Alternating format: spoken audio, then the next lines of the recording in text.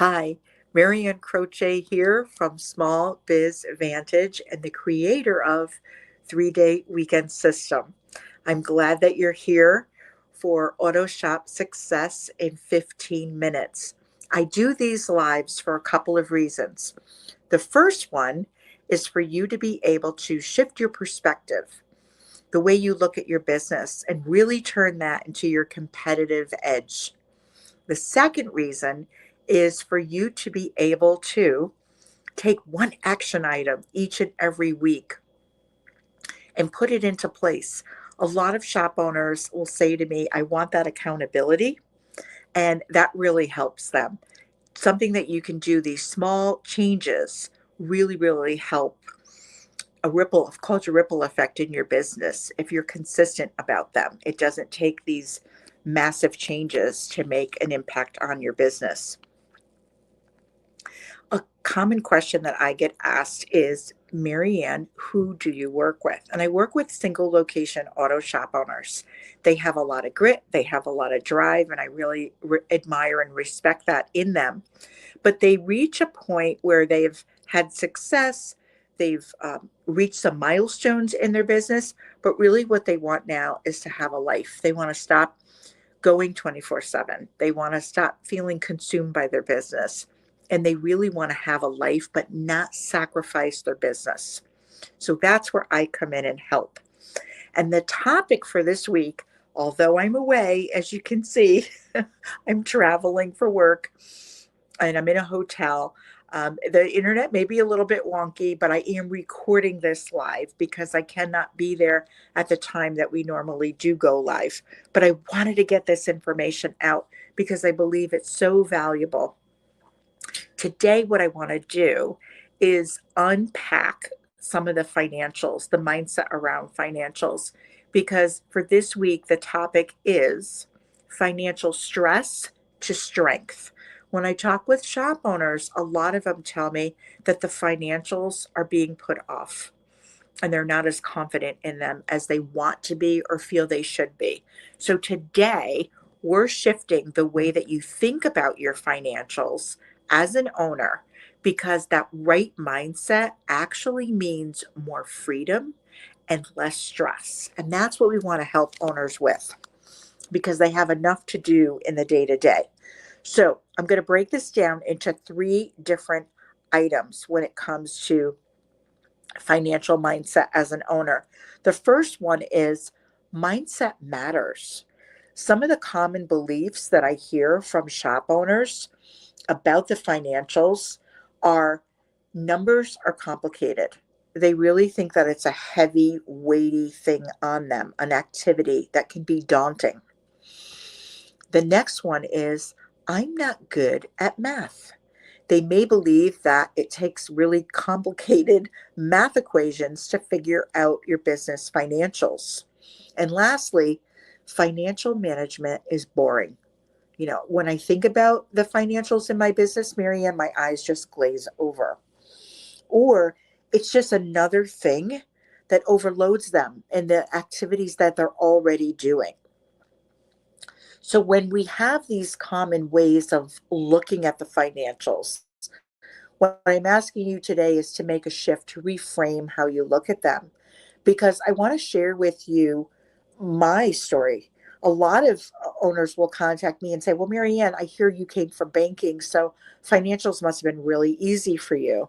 Well, I understood the basics of the financials and had to learn the automotive KPIs. What were the metrics that the automotive industry uses? And once I did that, I had to go back in and look at my own financials. But I'm telling you, it was weighty. There were so many other tasks that I had to do. I remember balancing a statement that would normally take 30 minutes. I was like, this is crazy. It's taking me 3 hours to do this because of all the interruptions that I had during the day. So once I realized, wait a minute, I know they're important, but I have to set aside the time in my day. And I did. I call it Financial Fridays in my shop. And Fridays are the day that I work on the financials. Doesn't take the whole day, but it's amazing what you can get done in an hour or even, 30 minutes if you set that time aside. So I suggest that you do that. And really, what happened for me was huge. It really changed that heavy, weighty part of the financials into something that I really did look forward to. So the second part of this is what healthy financials actually look like for your shop. So I want you to imagine this for a moment. You have consistent cash flow. You know what's coming in, what's coming out, and you're prepared. Bills are paid effortlessly. You are not concerned, you're not stressed about how you're going to pay the bills when they come due. Clear confidence in financial decisions. That's a huge one. And then more time away. More time away means you don't have to be consumed by the shop anymore. You're not taking work home.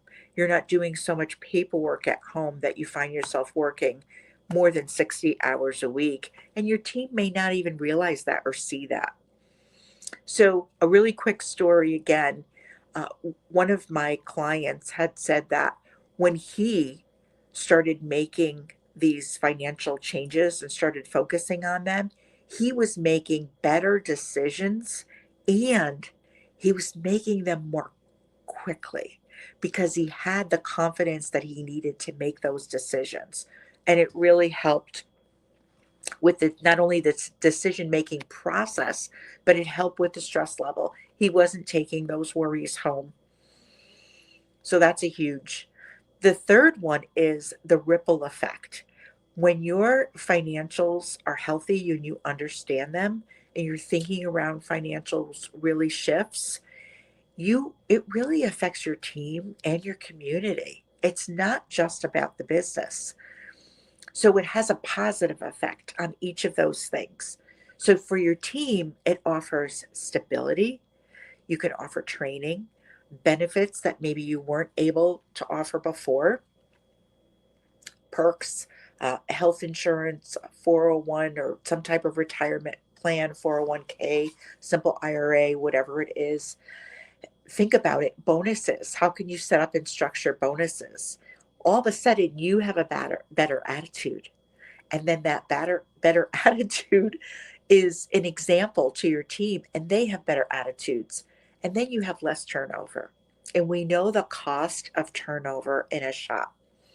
It's not only the ROI, the return on the investment that you make in people, it's the ROE, the effort that it takes as well. And then let's talk about your community. Think about how this can really help. Sponsorship opportunities. Maybe that wasn't budgeted before and now it is. Maybe you start looking into what's available, what type of causes there are in your community that you and your team align with as a business.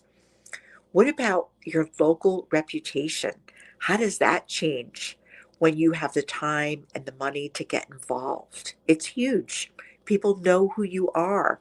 They want to interact with you. They believe in some of the same causes that you're supporting as a business. And think of the community engagement, how you get involved and you actually go, you have the time to go and be involved at different events, participate. It's huge. You really get to know people. So it really makes a difference. So I want to give you just a quick recap because I know I've given you a lot. The power of shifting your financial mindset. It's not about numbers. That's not what we're talking about here. It's so much more than that. It's about creating a profitable, sustainable, and enjoyable business. So when you take control of your financial mindset, you actually reclaim your business and your life.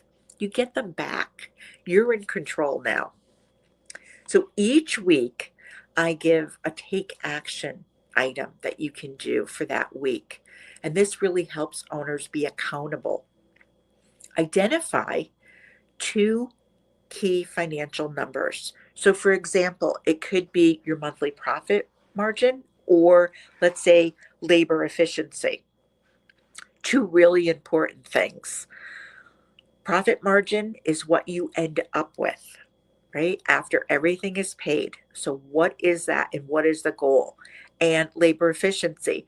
That's when a technician is actually working on a job, and that job, you're billing it for 4 hours.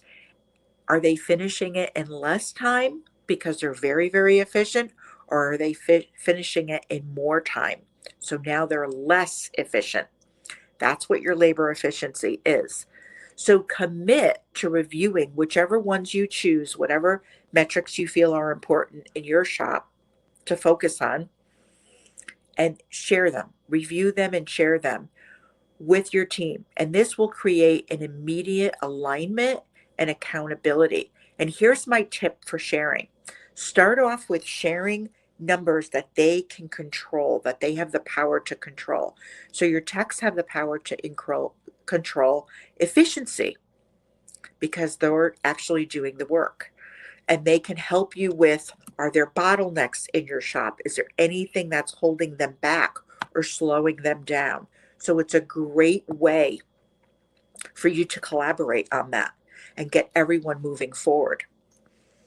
Share numbers, financial profit margin with the front, because with sales, with customer service, so that they can help you again with different things that are a bottleneck for them as well, assigning the work, all of those types of things. So share numbers with people that can control, share what they can control. That's a really important tip to start off with before they understand the whole picture. And lastly, I leave you with a pro thinking tip each week. So numbers are not judging you, they're actually guiding you. And when you stop seeing them as problems and start using them as tools, everything really changes. I had a shop owner, that a client, who said to me when he went through this that he was able to actually make better business decisions, and he was able to make them quicker. And for him, he and his wife, that was a huge, huge game changer in his business. He didn't bring that home and it didn't weigh on him. So follow these three, try them out, and let me know how they work for you. Again, this is a recording. Any comments that you make, I definitely will respond to, but I wanted to get this information out for you. So that's it for this week's Auto Shop Success. I'm glad that you're watching on the replay, and have an enjoyable week.